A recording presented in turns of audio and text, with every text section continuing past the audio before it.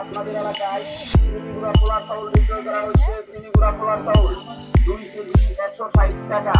20 লাখ চাউল 160 টাকা। যারা কিনবেন আমাদের গাড়ি থেকে সংগ্রহ করতে পারবেন। সময় হলো প্লেট 7 প্যাকেট 100 টাকা। কাপড় কাপড় পাউডার যারা কিনবেন প্যাকেট 100 টাকা। 100 টাকা পাউডার।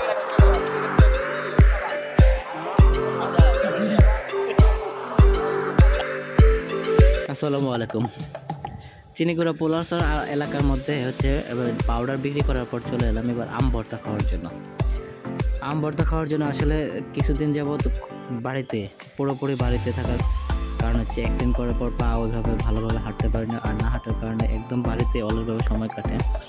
তো আজকে যখন বারান্দায় বসেছিলাম তখন ছোটো ভাইগুলা ডাকতেছিল বারবার যে আমের ভর্তা খাবে, আমের ভর্তা খাবেন। তো লোভ সামলাতে না পেরে আস্তে আস্তে ল্যাংড়াতে চলে গেলাম ওদের কাছে। তো ওইখানে যাওয়া আমার পাশের সাথে আছে আরও দুই জামাই বলতে দুইটাই ছোটো বোনের জামাই। এই কয়েকটা দিন অসুস্থ থাকতে থাকতে মানে বাইরে না যেতে বোঝা যায় যে সুস্থতা কত বড় আল্লাহ তাআলার একটা নিয়ামত, যা উনি আমাদেরকে দান করেছেন বিনা লাভে। তো আমরা সকলে আলহামদুলিল্লাহ বলি। তো আমার ছোটো বোনের জামাই পাশে বসা, উনি আম তোলাতে লাগলো, আর এদিকে সৌরভ খুব স্পিডে আম বলতে লাগলো। আসলে সৌরভ খুব স্পিডে আম তখনই বলতেছে যখন ক্যামেরা তার দিকে ফোকাস হইতেছে, আর ক্যামেরা যখন ফোকাস অন্যদিকে সরে যায় তখন আর সৌরভের কাজ আগায় না। তো এই জন্য সৌরভরা অনেক বকাবকি করতেছে। এদিকে আগমন ঘটলো আমার ছোটো ভাই রিয়াদের। তো আয়শা যে পরিমাণ আম দেখছিলাম, যে বড় বড় আম, ঘটনা ঘটছে আম এক ছোটো পোলায় সারে বড় আম চুরি করে লেগে গেছে। এদিক দিয়ে মেয়ে আয় বললো বাড়িতে, আবার শুকনো মুচ পুইরা লয়েছে। মেয়ের মা শুকনো মুচ পুইরা দিছে। তো এখন শুকনো মুচ পুইরা দিয়ে একটা দাবি রাখবো যে ভর্তা দেওয়ার জন্য আবার লয়ে দিতে হবে, নাইলে কিন্তু সে আবার ধরবো যে তোমাদেরকে শুকনো মুচ পাড়াইলাম কিন্তু তোমরা তো আমার লেগে ভর্তা না। ঠিক আছে, এটা মাথায় চিন্তা ভাবনা রাখলাম। এদিকে রিয়াদ আইসে কাজে লেগে পড়লো। রিয়াদও খুব ভালোভাবে বলতে শুরু করলো। তো বলা জিনিসটা খুব রিস্ক আছে, সাবধানে করতে হয়। তো রিয়াদ খুবই মনোযোগ দিয়ে কাজগুলো করতেছিল।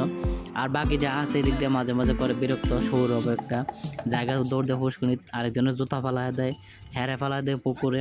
তো এই ভিডিওগুলো আছে কিন্তু দিলাম না, সৌরভের মান সম্মানের কথা চিন্তা করে ভিডিওগুলো হাইডে রাখলাম। তো পলা জিনিসটা খুবই সুন্দর করে বলতেছে ছোটো বোনের জামাই, আর ছোটো বোনের জামাই নিজ দায়িত্বে সব দায়িত্ব নিল, উনি মরিচ ভাঙলো।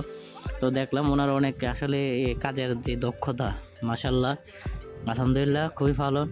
মরিচগুলো উনি নিজের হাতে ডলা শুরু করলো, আর ওনার মরিচ ডলা দেখে তখন ভর্তার একটা ফিলিংস চলে আসলো। আশেপাশে যেগুলো বসা ছিল তানবীর আর অনেকে রিফাত ফাহাদ যা আছে সবগুলো মুখে জল নিয়ে চুপটি করে বসে আছে, কখন ভর্তা বানানো হবে, কখন খাবে তারা। কিন্তু ভর্তা শুধু মরিচের পাখি এটা আসতে দেরি হয়েছিল, মরিচের পাখি চলে আসছে, সৌরভ যে নিয়ে আসছে। আর মরিচের পাখি যখন ভর্তাতে মিক্স করতেছিল ছোটো বোনের জামাই তখন দেখতে খুবই সুন্দর লাগতেছিল।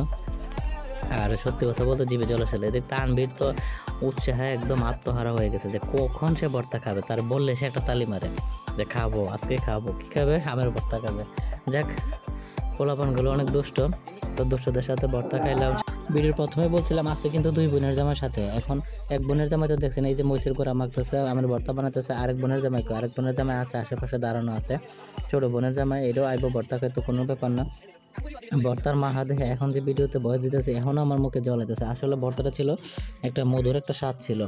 দেখেন পোলাপানে যেভাবে খাইতেছে আবাচ্চার মতো খাইতেছে, একটা খায় আর খালি করে সেই স্বাদ। হ্যাঁ, আমি শুধু ভাবতেছি ভর্তাটা খাওয়া শেষ হলে রসটা খাইতে হইব। এখন রস খাইতে খাইতে আমার যে চিন্তাধারা, এমন চিন্তাধারা আরও ব্যক্ত করছে, এটা আমি বুঝতাম পারছি। কিন্তু বুঝতাম পারলেও কোনো কাম হচ্ছে না, কারণ বাড়ি আমি ধরতেছি না, কারণ আমি তো ল্যাংড়া হয়ে গেছি। কারণ আমি এই বাড়ি দৌড়া পারতাম না। এটা আমি মনে মনে পরিকল্পনা করে বইয়া রয়েছি যে কেটা থাপাটা দিব, আর থাপাটা দিলে হ্যাঁ একটু বাউ দিয়ে খাইলাম। দেখলাম শেষমেশ থাপাটা দিল মগায়, তো মগারে ধরলাম